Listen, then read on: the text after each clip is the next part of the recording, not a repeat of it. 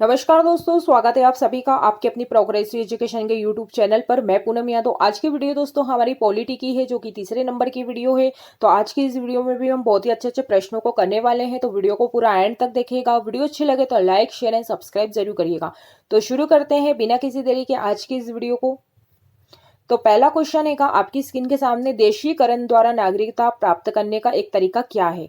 तो दोस्तों, देशीकरण के द्वारा नागरिकता प्राप्त करने का जो तरीका है वो है विदेशी पुरुष से विवाह करने पर। यदि आप विदेशी पुरुष से विवाह कर लेंगे तो आपको देशीकरण के द्वारा नागरिकता मिल जाएगी। तो इसका जो आंसर होगा ऑप्शन सी करेक्ट हो जाएगा। और हमारे देश भारत में क्या है, एकल नागरिकता का प्रावधान है, और दूसरे देश को जैसे अमेरिका में क्या है, दोहरी नागरिकता का प्रावधान है। तो इसका जो आंसर होगा ऑप्शन सी करेक्ट हो जाएगा। प्रश्न नंबर 2 है, मौलिक अधिकारों के निलंबन का आदेश कौन दे सकता है। तो मौलिक अधिकारों के निलंबन का जो आदेश है वो राष्ट्रपति के द्वारा दिया जा सकता है। तो ऑप्शन डी हमारा आंसर करेक्ट हो जाएगा।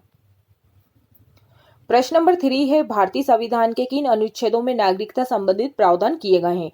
तो नागरिकता संबंधित जो प्रावधान किए गए हैं वो अनुच्छेद 5 से 11 के बीच में क्या है, इनका उल्लेख किया गया है। और इसको किस भाग में रखा गया है, तो भाग 2 में क्या है, नागरिकता संबंधित प्रावधानों को रखा गया है। और किस अनुच्छेद के तहत रखा गया है, तो अनुच्छेद 5 से 11 के बीच में क्या है, नागरिकता का उल्लेख हमें मिलता है। प्रश्न नंबर 4 है, निम्नलिखित में से किस देश का सबसे बड़ा लिखित संविधान है। तो सबसे बड़ा लिखित संविधान किसका है, भारत देश का है। तो ऑप्शन डी हमारा आंसर करेक्ट हो जाएगा। प्रश्न नंबर 5 पे, पंचवर्षीय योजना की अवधारणा किस देश के संविधान से प्रेरित है।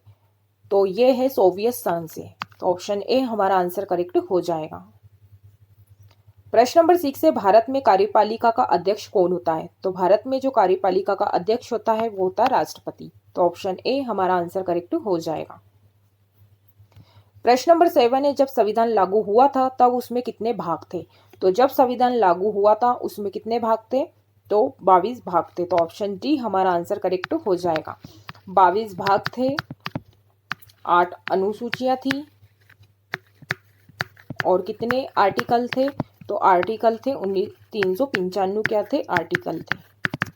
तो इसका जो आंसर होगा वो ऑप्शन डी करेक्ट हो जाएगा। प्रश्न नंबर 8 है, संविधान सभा को किसने मूर्त रूप प्रदान किया था। तो संविधान सभा को जो मूर्त रूप प्रदान किया था वो किया था जवाहरलाल नेहरू ने। तो ऑप्शन डी हमारा आंसर करेक्ट हो जाएगा। प्रश्न नंबर 9 है, निम्नलिखित में से कौन किसी राज्य का क्षेत्र घटा या बढ़ा सकता है। तो दोस्तों, किसी भी राज्य का क्षेत्र बढ़ाना और घटाने का जो अधिकार होता है वो संसद के पास होता है। तो ऑप्शन बी हमारा आंसर करेक्ट हो जाएगा। प्रश्न नंबर 10 है, आंध्र प्रदेश एक भाषाई राज्य के रूप में गठित किया गया था। तो आंध्र प्रदेश जो है भाषाई राज्य के रूप में कब गठित किया गया था, तो इसका आंसर जो होगा 1953 में क्या है, इसको भाषाई राज्य के रूप में गठित किया गया था। और 2 जून 2014 को ये क्या है, आंध्र प्रदेश से अलग होकर क्या है, तेलंगाना राज्य बना था। तेलंगाना क्या है, बना था। किससे, आंध्र प्रदेश से अलग होकर क्या बना था, तेलंगाना राज्य बना था। प्रश्न नंबर 11 है, भारत का सर्वोच्च न्यायालय कब अस्तित्व में आया। तो भारत का जो सर्वोच्च न्यायालय है वो 28 जनवरी 1950 में अस्तित्व में आया था। तो ऑप्शन सी हमारा आंसर करेक्ट हो जाएगा। प्रश्न नंबर 12 है, भारतीय संविधान में शिक्षा को किस सूची में शामिल किया गया है। तो शिक्षा को किस सूची में शामिल किया गया है, तो दोस्तों 42वां संविधान संशोधन, 42वां कॉन्स्टिट्यूशन अमेंडमेंट 1976 में क्या हुआ, राज्य सूची से क्या है, इसको हटाकर किस में रखा गया, इसको समवर्ती सूची में रखा गया। किसको रखा गया, शिक्षा को किस क्षेत्र में रखा गया, किस सूची में रखा गया, तो समवर्ती सूची में क्या है, इसको रखा गया। किस 42वां संविधान संशोधन 1976 में राज्य सूची से हटाकर समवर्ती सूची में शिक्षा को रखा गया। समवर्ती सूची क्या होती है, जिसमें केंद्र सरकार और राज्य सरकार दोनों मिलकर काम करती है। इसमें कितने विषय हैं, तो समवर्ती सूची में 52 विषयों को क्या है, रखा गया है, और जिसमें से एक विषय शिक्षा का भी है। राज्य सूची क्या होती है, जिसमें राज्य सरकार काम करती है। इसमें कितने विषय हैं, तो राज्य सूची में 61 विषयों को क्या है, रखा गया है।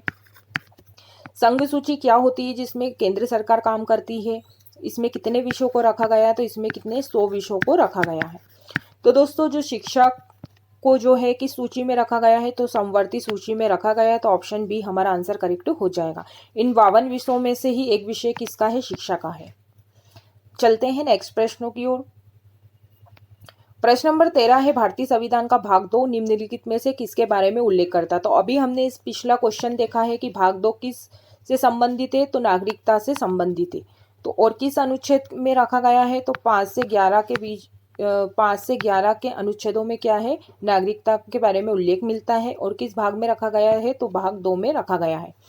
तो ऑप्शन ए हमारा आंसर करेक्ट हो जाएगा। मौलिक अधिकारों का उल्लेख किस अनुच्छेद में मिलता है, तो 12 से 35 के बीच में। प्रस्तावना, संघ और इसके राज्य क्षेत्र, तो संघ और इसके राज्य क्षेत्र जो है अनुच्छेद 1 से 4 के अनुच्छेदों में इसका उल्लेख मिलता है। और इसको किस भाग में रखा गया है, तो भाग 1 में रखा गया है। और मौलिक अधिकारों को भाग 3 में रखा गया है।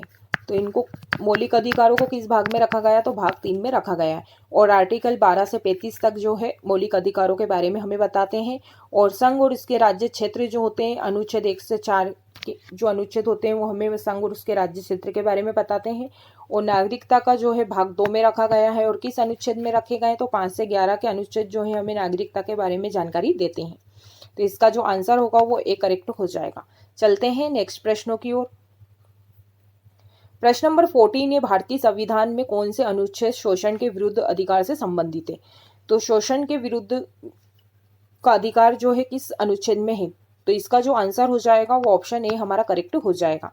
23 से जो 24 के अनुच्छेद है उसमें हमें क्या है, 23 में हमें क्या बोलते हैं, 23 ए में क्या होता है कि मानव का दुर्व्यापार, ये मानव का दुर्व्यापार, बेगार, बाल श्रम, इसके बारे में क्या है हमें उल्लेख मिलता है।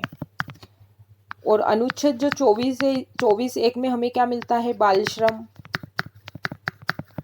बाल श्रम का निषेध, 14 वर्ष से कम उम्र के बच्चों को क्या है काम पर कहीं पर भी नहीं लगाना चाहिए, इसका हमें उल्लेख मिलता है। 14 से 18 का जो अनुच्छेद होते हैं इसमें हमें समानता का अधिकार मिलता है, समानता का अधिकार। अनुच्छेद जो 25 से 28 तक होते हैं ये हमें क्या है, धार्मिक स्वतंत्रता के बारे में बताते हैं, धार्मिक स्वतंत्रता। आर्टिकल 19 से 22 के जो होते हैं ये हमें स्वतंत्रता का अधिकार देते हैं। ये किस चीज़ का अधिकार देते हैं, स्वतंत्रता का हमें अधिकार देते हैं।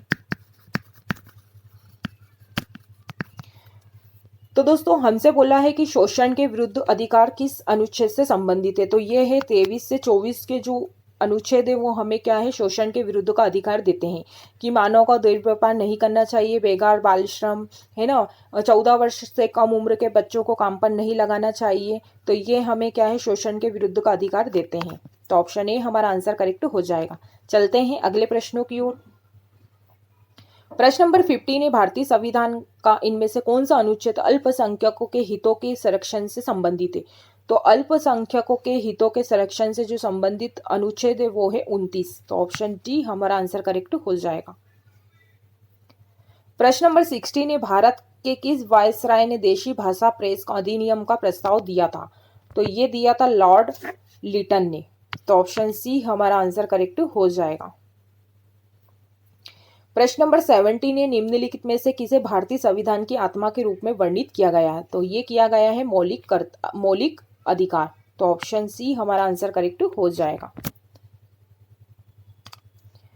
प्रश्न नंबर 18 है, महात्मा गांधी ने किस अधिनियम के विरोध में लोगों से 6 अप्रैल 1919 को एक दिन के लिए अहिंसक विरोध दर्शाने को कहा था। तो ये कहा था किस अधिनियम के विरोध में जो है गांधी जी ने एक दिन के लिए अहिंसक विरोध दर्शाने को कहा था। तो ये कहा था रॉलेट एक्ट।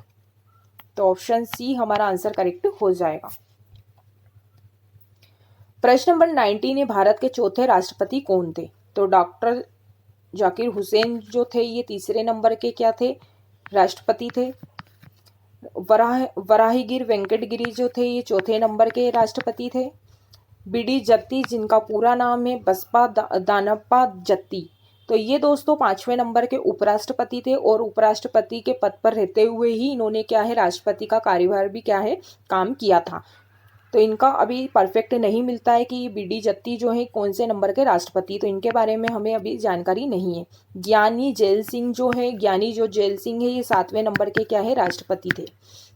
तो हमसे पूछा है चौथे नंबर के राष्ट्रपति, तो ये इसका जो आंसर हो जाएगा वराहगिरि वेंकट गिरी, तो ऑप्शन बी हमारा आंसर करेक्ट हो जाएगा।